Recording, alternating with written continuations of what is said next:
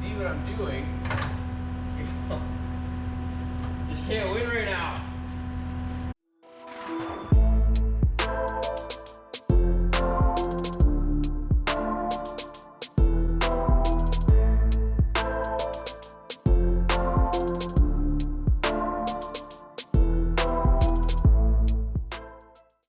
This is the cab shock to help lift the cab with the assist. So it hooks on here and down here. Small end down and the big end up. But as you can tell, it's supposed to hook on where my hand is and it goes all the way up there. It's because it's fully extended. Cannot get that to go in, obviously. So I'm just going to lift the cab. But since the cab doesn't have assist on it, it's hard enough with assist. And never mind, I'm by myself today. So what you got to do is take off the bolts here. There's 2 bolts on either side up here at the front. Got them already over here on this battery. It's just these guys, 4 of those. And then take off the safety pin. By the way, working by yourself, always lock that up. Don't want any accidents happening. So lock the arm before doing anything.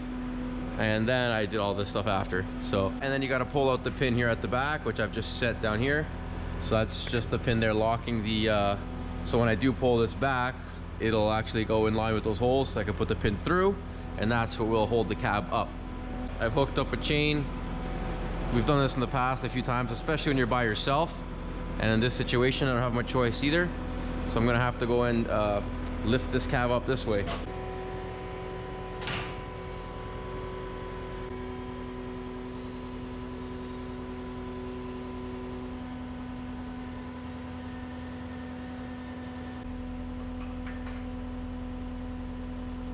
So we're locked in. Now technically this is safe, but you know what? Because I'm gonna need this to, well, I won't need this anymore to lower it, but just because I'm gonna be working under there and everything, why not one extra safety step and just leave that there? Got a little pin like this guy here. And then it's, I'm gonna put the spring in, and then the washer goes in between the shock and the machine, and then this pin locks it in. So pretty simple. Let's see if it goes simply as well. So again, it's supposed to go small end at the bottom, and the bigger welded on or fixed piece goes on the top. So I'll always like to share, especially where I go wrong. So I pull these 2 pins out, didn't even give them a second look. They are different lengths. So as you can see there, one is longer than the other. So the longer one goes on top because the piece is wider on top. So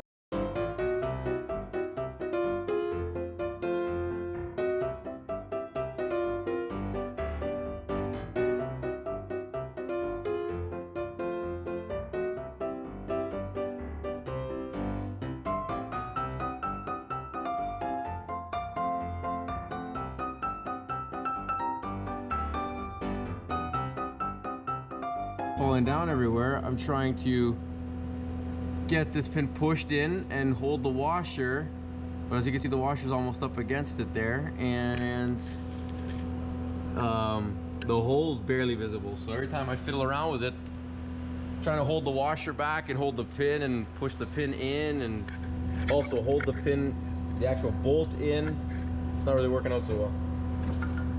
But at least see what I'm doing. Just can't win right now. Another flashlight's stuck. Oh God. About half an hour later. All right, well, we finally got this in. So you can see here, pin and the washer. This is the big pain I was having, was getting that in right there. That little, this pin right there was super hard to get in while holding the pin, by pushing the pin in, holding the washer up and squeezing that pin in with all this stuff in the way. Another brand new shock for this side.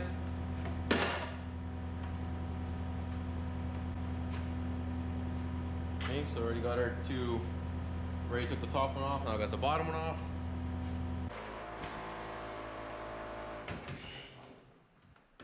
There we go. Finally the heater shut off. I had to go turn it off because it was making way too much noise.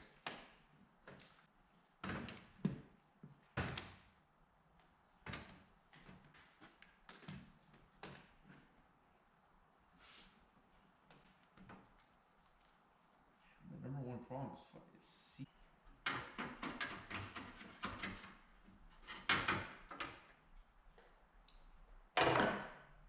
What a simple part, and it's so annoying. God, just keep dropping everything. Hey, there we go. We managed. There's one. Who would have thought? Such a simple seeming change. I think we got her. Wow. And we got it in. There it is. Pin, washer, and the little whatever thing you call it. I'm blanking on what it's called there now that goes through there. Yeah, again, pin, washer, little locking pin thing. Completely gapped on what those are called, but yeah. New shocks. Look at her. She looks brand spanking new now, huh? Those new shocks make quite a difference. Here's a little tour. We got some snow in there. So there's your fuel filter and oil filter. So now I can go ahead and unlock this. That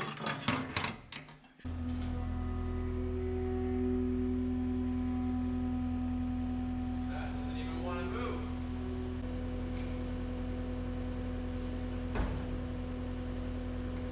Perfect. Oh yeah. So if I need to lift it now, I actually can. You're now doing the exact same thing on this Gehl CTL 65. There's the one we just did the cab shocks on. I just replaced them on this one as well. So it's got nice new cab shocks. So these two are the ones that needed it. This one went a lot smoother. I feel like it was a lot clearer, and for some reason they just fit nicer. The Takeuchi was super tight. Like there's no room to, like literally it was like the washer and the pin had to like scrape the washer to fit in. This one seemed to have that little extra playroom. It was much easier to put in. So also second time doing it. It's opportunity to show the difference underneath the cab. So this one here, you got your oil filter under here. So we always have to lift this to get to the oil filter, but the actual fuel filter, and then in this case, the fuel filter is right here. Might be kind of hard for you to tell. If you were to look at the machine side by side, they look absolutely identical. They're just painted a different color for the most part, but there are a few differences where the actual engine is different, and it's almost like the machine is reversed. Like the exhaust come on the, so it's on the right side, and the Takeuchi it's more on the left. The exhausts come on different sides. And yeah, other than that, they're, again, same machine, just painted a different color, but the engine's different, so they swapped a bunch of stuff, including filters and where the locations are. So I've got new shocks on this one. I'm gonna quickly change the hydraulic filter on this too. Just spent the afternoon here doing some changes. And yeah, all right guys, as always, thanks for watching, take care, and we'll see you next time. Like and subscribe.